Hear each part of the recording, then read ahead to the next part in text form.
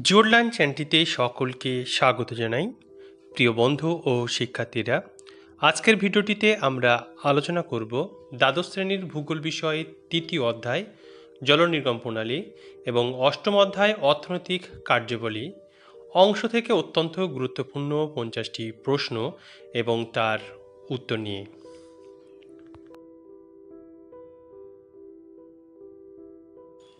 প্রথম প্রশ্ন, ইংরাজি ট্রেলিস কথাটির অর্থ হলো, এখানে বিকল্প দেওয়া হচ্ছে পালক, আয়তকার, অঙ্গরীয় আর জাফরি। ট্রেলিস শব্দটির অর্থ হলো জাফরি। কমলা পোশাকের কর্মী বলা হয় দোকানের মহিলা কর্মীদের। দোকানের মহিলা কর্মীদের কমলা পোশাকের কর্মী বলা হয়। শতদ্রু নদী যে প্রকার নদীর উদাহরণ? উত্তর হবে পূর্ববর্তী নদী। দ্বিতীয় ক্ষেত্রের অর্থনৈতিক কার্যাবলীর সঙ্গে যুক্ত শ্রমিকদের বলে ব্লু কলার ওয়ার্কার। দ্বিতীয় ক্ষেত্রের অর্থনৈতিক কার্যাবলীর সঙ্গে যুক্ত শ্রমিকদের ব্লু কলার ওয়ার্কার বলা হয়। চতুর্থ বা নব্য ক্ষেত্রের বা কোয়াটারনারি পেশায় যুক্ত শ্রমিকদের হোয়াইট কলার ওয়ার্কার্স বলা হয়। দ্বিতীয় বা সহায়ক অর্থনৈতিক কার্যাবলীর উদাহরণ হল বাণিজ্যিক কৃষি, বাণিজ্যিক মৎস্যাহরণ, সকল শিল্প যন্ত্রাংশ একত্রীকরণ, নির্মাণের সঙ্গে যুক্ত কার্যাবলী। বুদ্ধির ভাণ্ডার বলা হয়, বুদ্ধির ভাণ্ডার বা থিঙ্ক ট্যাঙ্ক বলা হয় পঞ্চম স্তরের বা অতি নব্য স্তরের বা কুইনারি কার্যাবলীর সঙ্গে যুক্ত কর্মীদের। ভারতের সবচেয়ে বেশি মানুষ নিযুক্ত আছে প্রথম স্তরের অর্থনৈতিক কার্যাবলীর সঙ্গে। ইংরেজিতে পিনেট শব্দটির অর্থ হল যৌগিক পাতা। বৃক্ষরূপী জলনির্গম প্রণালীর একটি পরিবর্তিত রূপ হল পিনেট। প্রাথমিক ক্ষেত্রের অর্থনৈতিক কার্যাবলীর সঙ্গে যুক্ত শ্রমিকদের বলা হয় রেড কলার ওয়ার্কার। সামরিক ক্ষেত্রে যুক্ত মানুষদের ড্যাশ বলা হয় গ্রিন কলার ওয়ার্কার্স বলা হয়। মালভূমির খাড়া ঢালে যে জলনির্গম প্রণালী গড়ে ওঠে তাকে বলা হয় সমান্তরাল জলনির্গম প্রণালী। মালভূমির খাড়া ঢালে সমান্তরাল জলনির্গম প্রণালী গড়ে ওঠে। গম্বুজ গঠনে ঊর্ধ্বভঙ্গের চারপাশে গড়ে ওঠে কেন্দ্র বিমুখ জল নির্গম প্রণালী। এখানে বিকল্পগুলি ভুল দেওয়া হয়েছে, যাই হোক আমরা উত্তর দেখে নেব। কেন্দ্র বিমুখ জলনির্গম প্রণালী। শিলার সমধর্মিতার দ্বারা নিয়ন্ত্রিত নদী নকশা বা জলনির্গম প্রণালীটি হল বৃক্ষরূপী জলনির্গম প্রণালী। শিলাস্তরের আয়াম বরাবর প্রবাহিত হয় পরবর্তী নদী। মাছের কাঁটার ন্যায় নদী নকশাকে বলা হয় হেরিং বোন সদৃশ নদী নকশা। নদী বদ্বীপ ও পলল ব্যজনী গড়ে ওঠে যে জলনির্গম প্রণালীতে, তা হল বিননী-রূপী জলনির্গম প্রণালী। হালকা নীল পোশাকের কর্মী বলা হয় অস্থায়ী কর্মীদের।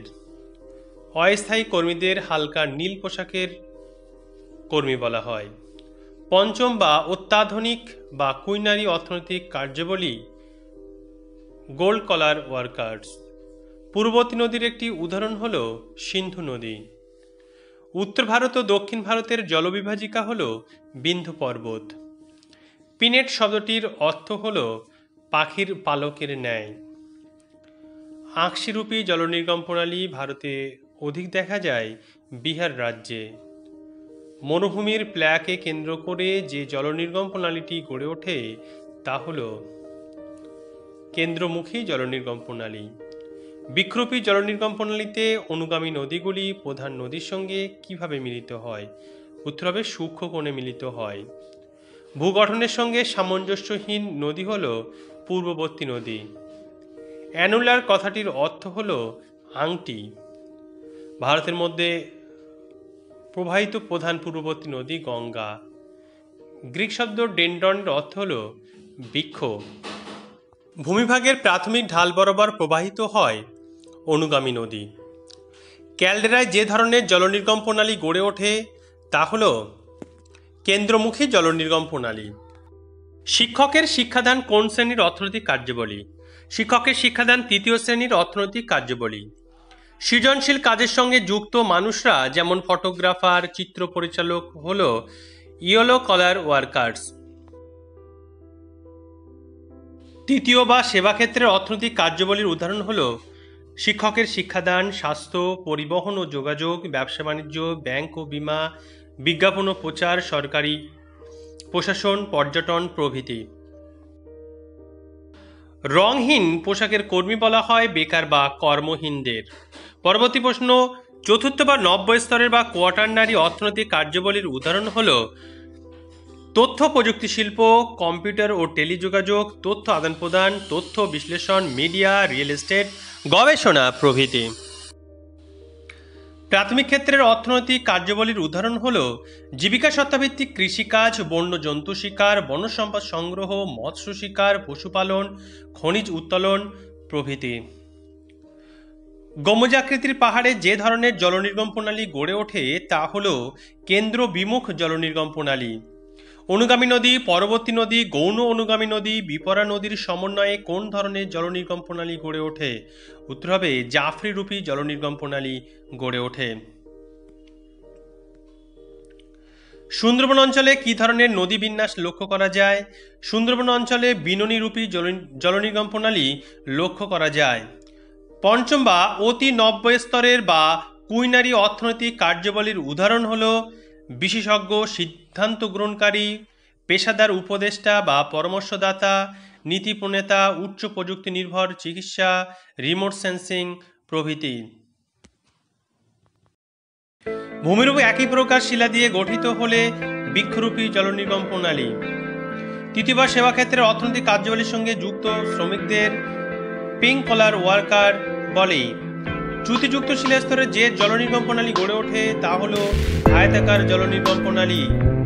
একনত গঠনযুক্ত শিলাস্তরে যে ধরনের জলনির্গম প্রণালী গড়ে ওঠে তা হল জাফরি রূপী জলনির্গম প্রণালী।